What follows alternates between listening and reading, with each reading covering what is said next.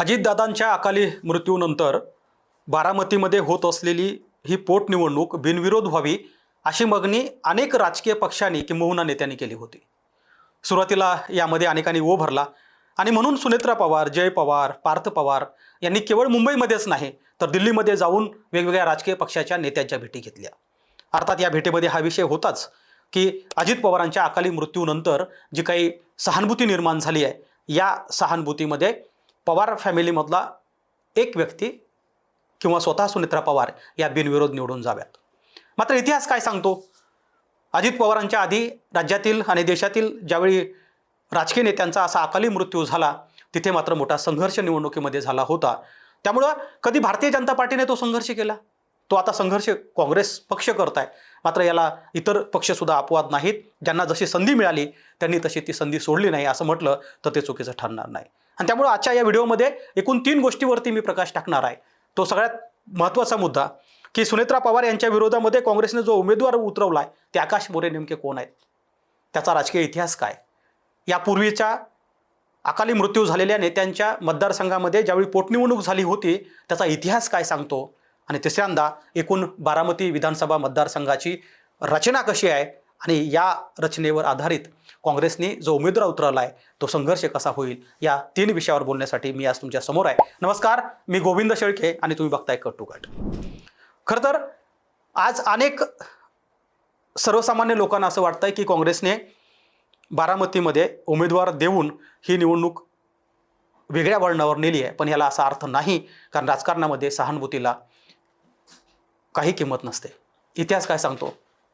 केवळ अजित पवारच नाही तर यापूर्वी ज्या ज्या राजकीय नेत्यांचं असं अकाली निधन झालंय त्यांच्या जागेवर ज्या पोटनिवडणुका झाल्या तिथे सुद्धा मोठा संघर्ष झाला आणि या संघर्षामध्ये 2 पक्ष मात्र कायम पुढे होत आहे। अर्थात पहिला पक्ष होता भारतीय जनता पार्टी आणि दुसरा पक्ष होता काँग्रेस। मी तुम्हाला इतिहासात घेऊन जाणार आहे। गोपीनाथ मुंडे यांचा अकाली मृत्यू झाला होता आणि त्यांच्या जागेवरती लोकसभेच्या तिकिटावरती प्रीतम मुंडे या त्यांच्या कन्या उभा राहिल्या होत्या। त्याही निवडणुकीमध्ये शिवसेनेकडनं राष्ट्रवादी काँग्रेसकडून कोणताही उमेदवार देण्यात आला नव्हता। मात्र काँग्रेसने त्या निवडणुकीमध्ये उमेदवार उतरवला होता आणि त्या उमेदवार होते आत्ताच्या ज्या तत्कालीन राज्यसभेच्या सदस्य आहेत रजनी पाटील यांचे पती अशोक पाटील, हे या ठिकाणी काँग्रेसकडून निवडणूक लढत होते। खरं तर गोपीनाथ मुंडे यांच्या निधनानंतरची सहानुभूती इतकी मोठी होती की त्या सहानुभूतीमध्ये कुठलाही उमेदवार टिकणार नाही हे सगळ्या राजकीय पक्षांना माहीत होतं, पण तरीसुद्धा काँग्रेसने तो संघर्ष कायम ठेवला। गोपीनाथ मुंडे व्यक्ती म्हणून नव्हे तर पक्ष म्हणून तिथं ती निवडणूक लावणं गरजेचं होतं असं मत अनेक वेळा काँग्रेसच्या नेत्यांनी व्यक्त केलं होतं। त्या निवडणुकीमध्ये अशोक पाटील यांनी चांगले मतं मिळवले, पण तिथे जो रेकॉर्ड तयार झाला होता की प्रीतम मुंडे या सगळ्यात जास्त मतं घेणाऱ्या उमेदवार ठरल्या होत्या। गोपीनाथ मुंडे यांचं एकच उदाहरण यामध्ये नाही आहे, तर अगदी भाजपच्या पुण्यामधल्या आमदार मुक्ता टिळक यांचं ज्यावेळी निधन झालं त्यांच्या जागेवरती सुद्धा जी निवडणूक झाली होती तो संघर्षसुद्धा आपण बघितला होता आणि त्या ठिकाणी तर असं घडलं होतं की भारतीय जनता पार्टीने मुक्ता टिळक यांच्या ठिकाणी ज्या व्यक्तीला पोटनिवडणुकीमध्ये तिकीट दिलं होतं त्यांच्या विरोधामध्ये काँग्रेसने जो उमेदवार उतरवला होता ते होते रवींद्र धंगेकर, आणि रवींद्र धंगेकर यांचा त्या निवडणुकीमध्ये म्हणजे पोटनिवडणुकीमध्ये मोठ्या फरकाने विजय झाला होता। म्हणजे केवळ काँग्रेसनेच उमेदवार दिले आणि ते निवडून आणले असाही इतिहास नाही आहे। जिथे संधी मिळाली तिथं भारतीय जनता पार्टीनं सुद्धा ती संधी सोडली नाही। आणि त्याचंच उदाहरण सांगायचं झालं तर पंढरपूरमध्ये ज्यावेळेस भारत भालके यांचा अकाली मृत्यू झाला आणि त्यानंतर त्या ठिकाणी जी निवडणूक लागली होती त्या निवडणुकीमध्ये भारतीय जनता पार्टीने तिकीट ज्या नेत्याला दिलं होतं त्या नेत्याचं नाव होतं समाधान आवताडे।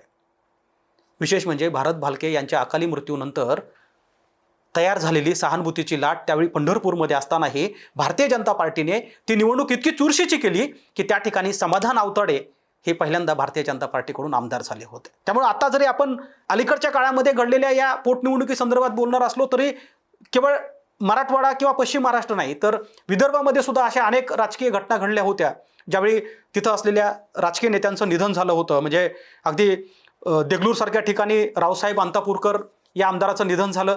त्याही ठिकाणी भारतीय जनता पार्टी विरुद्ध काँग्रेस असा संघर्ष झाला, कारण आपल्याला माहिती आहे की त्यावेळी अशोक चव्हाण हे भारतीय जनता पार्टीसोबत नव्हते आणि तोही संघर्ष मोठा झाला होता। अगदी चंद्रपूरमध्ये सुभाष थोटे यांच्या मृत्यूनंतर सुद्धा तिथे भारतीय जनता पार्टी विरुद्ध काँग्रेस मोठा संघर्ष झाला होता। एवढंच नाही तर उत्तर कोल्हापूरमध्ये चंद्रकांत जाधव यांच्या अकाली मृत्यूनंतर जी उत्तर कोल्हापूरमध्ये पोटनिवडणूक झाली होती, त्याही निवडणुकीमध्ये भारतीय जनता पार्टी विरुद्ध काँग्रेस असा संघर्ष झाला होता. खरं तर मी ही सगळे उदाहरणं तुमच्यासमोर यासाठी ठेवतोय की कदाचित आता अनेक लोकांना प्रश्न पडलाय की काँग्रेसने खरं तर उमेदवारच द्यायला नाही पाहिजे होता.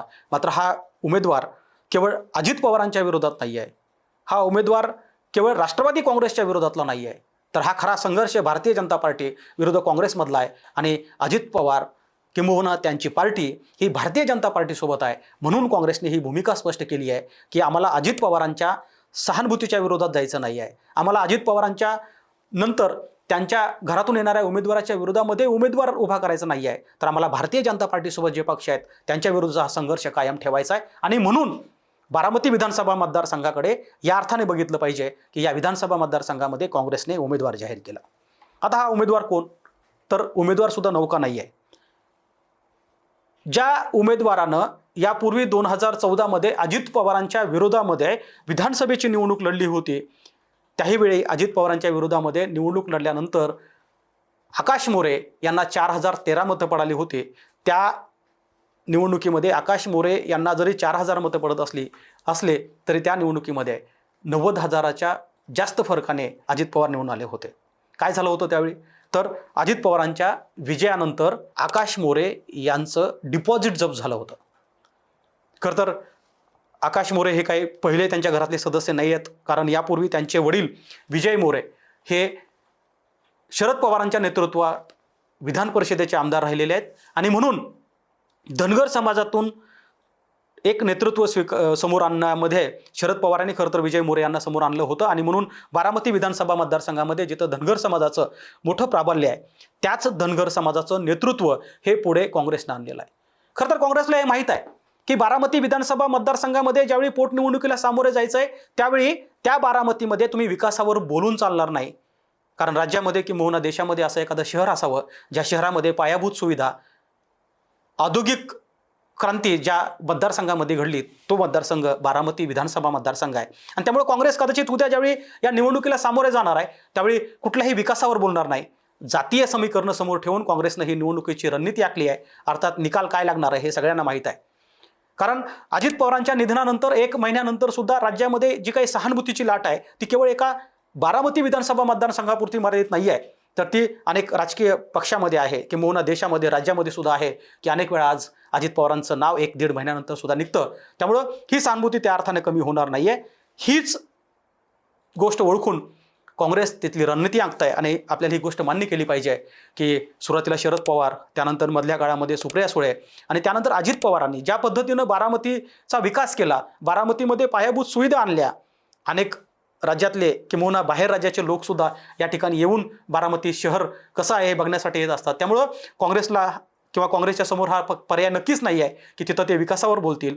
जातीय समीकरणं नेमकं बारामतीचे काय सांगतात हे पाहणं गरजेचं आहे, कारण बारामती विधानसभा मतदारसंघामध्ये धनगर समाजाचा जो काही टक्का आहे तो फार प्रभावी राहिलेला आहे. त्यामुळं पवारांच्या विरोधामध्ये आतापर्यंत तुम्ही जितकेही उमेदवार या निवडणुकीमध्ये उतरलेले पाहिले असतील, अगदी शरद पवारापासून अलीकडच्या काळामध्ये अजित पवारांपर्यंत, त्या प्रत्येक निवडणुकीमध्ये धनगर समाजाच्या नेत्याला वेगवेगळ्या राजकीय पक्षाने तिकीट दिल्याचं आपल्याला पाहायला मिळालं असेल.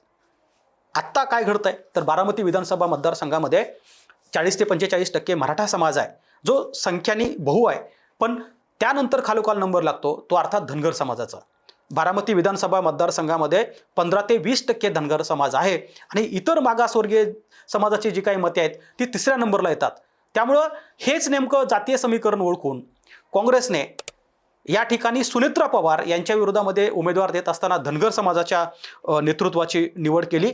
आणि ही निवड करत असताना एक असा चेहरा, कारण जसं मी तुम्हाला सुरुवातीला सांगितलं की आकाश मोरे यांचे वडील विजय मोरे हे सुद्धा यापूर्वी आमदार राहिलेले आहेत. आकाश मोरे हे कायद्याचं शिक्षण घेऊन मागच्या 10-12 वर्षापासून बारामती जिल्हा सत्र न्यायालयामध्ये वकिलीचा व्यवसाय करतायत आणि सामाजिक क्षेत्रामध्ये सुद्धा ते काम बघत असतात. त्यामुळं काँग्रेसने निस्सीम काँग्रेसचा कार्यकर्ता, काँग्रेसच्या विचाराचं घराणं या ठिकाणी शोधून काढलंय.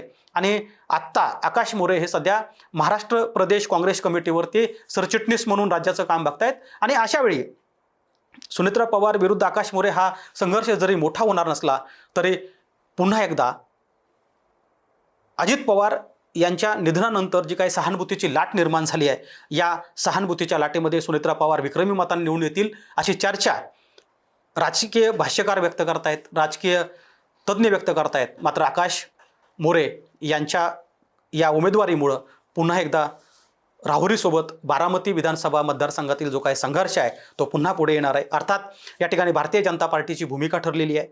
उद्धव ठाकरे यांनी या ठिकाणी उमेदवार दिलेला नाही. इतर राजकीय पक्ष जरी त्रयस्थपणे या भूमिकेकडे बघत असले तरीसुद्धा काँग्रेसने उमेदवार उतरवून भारतीय जनता पार्टी विरुद्ध काँग्रेस हा जो काही संघर्ष आहे तो कायम ठेवणार असल्याचा इशारा कदाचित या घटनेतून दिला आहे. एक मात्र नक्की आहे की कुठल्याही राजकीय नेत्याचं असं अकाली एक्झिट होते, निधन होतं, त्यानंतर जी सहानुभूती निर्माण होते ती सहानुभूती फार मोठी असते.